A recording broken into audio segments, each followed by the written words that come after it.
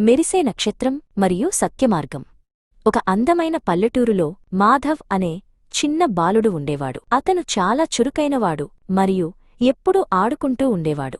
మాధవ్ తన తండ్రి అయిన సోమేష్తో కలిసి తోటలో సమయం గడపడమంటే చాలా ఇష్టం. ఒకరోజు ఉదయం సూర్యరశ్మి తోటలో పడుతుండగా మాధవ్ ఎంతో ఉత్సాహంగా పరిగెడుతున్నాడు.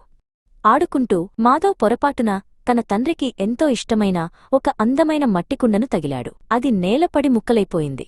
మాధవ్ ఒక్కసారిగా ఆగిపోయాడు. అతని గుండె వేగంగా కొట్టుకోవడం మొదలైంది. అయ్యో, నా వల్ల తప్పు జరిగిపోయింది, ఇప్పుడు నాన్న ఏమంటారో అని అతను భయపడ్డాడు. మాధవ్ ఆ కుండ ముక్కలను ఎవరూ చూడకుండా ఒక మూలన దాచిపెట్టాడు. కాని అతని మనస్సులో ఏదో బరువుగా అనిపించింది. అతను ఎంత ఆడుకోవాలని ప్రయత్నించినా ఆ తప్పు అతన్ని వెంటాడుతూనే ఉంది. ఆ బరువును తట్టుకోలేక అతను ఒక చెట్టు కింద ప్రశాంతంగా కూర్చున్నాడు.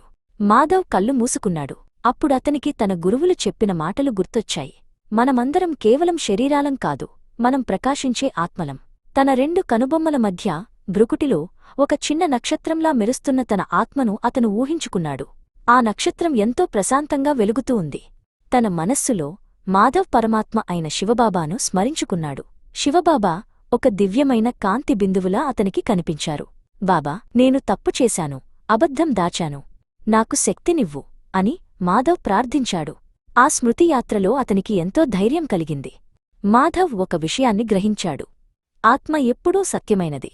అబద్ధం చెబితే ఈ నక్షత్రం మసకబారుతుంది. సత్యం చెబితేనే అది మళ్లీ ప్రకాశిస్తుంది. తన తప్పును దాచడం వల్ల తన ఆత్మ బరువుగా మారిందని అతను తెలుసుకున్నాడు. అతను వెంటనే లేచి తన తండ్రి దగ్గరకు వెళ్లాలని నిర్ణయించుకున్నాడు. మాధవ్ తన తండ్రి సోమేష్ దగ్గరకు వెళ్లాడు. సోమేష్ తోటలో పనిచేసుకుంటున్నారు. మాధవ్ నెమ్మదిగా తండ్రి దగ్గరకు వెళ్లి, నాన్నా, నన్ను క్షమించండి, ఆ కుండను నేనే పగలగొట్టాను, భయంతో ముక్కలను దాచిపెట్టాను అని నిజం చెప్పేశాడు. సోమేష్ నవ్వుతూ మాధవ్ను దగ్గరకు తీసుకున్నాడు. కుండ పగిలినందుకు నాకు బాధలేదు మాధవ్, నువ్వు నిజం చెప్పినందుకు నాకు చాలా సంతోషంగా ఉంది. సత్యం చెప్పే ధైర్యం ఉన్నవారే అసలైన వీరులు అని అభినందించారు.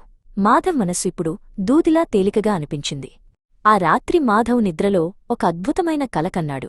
అతను బంగారు నగలు ధరించి ఎంతో అందమైన రాజభవనంలో ఉన్నాడు. అది ఒక స్వర్గరాజ్యం. అక్కడ అందరూ సత్యం మాత్రమే మాట్లాడుతారు. అందరూ ఎంతో సుఖంగా ఉన్నారు. సత్యం మాట్లాడటం వల్లే తనకు ఈ రాజ్యాధికారం లభించిందని అతను అర్థం చేసుకున్నాడు. మాధవ్ ఇప్పుడు ఒక పుణ్యాత్ముడిగా మారాడు. ప్రతిరోజూ శివబాబాను స్మరిస్తూ సత్యం మాత్రమే పలుకుతూ అందరికీ ఇష్టమైన బాలుడిగా ఎదిగాడు. తన లోపల ఉన్న నక్షత్రం ఎప్పుడూ వెలుగుతూనే ఉంటుందని అతనికి తెలుసు. సత్యమే అతనికి స్వర్గరాజ్యాన్ని బహుమతిగా ఇచ్చింది.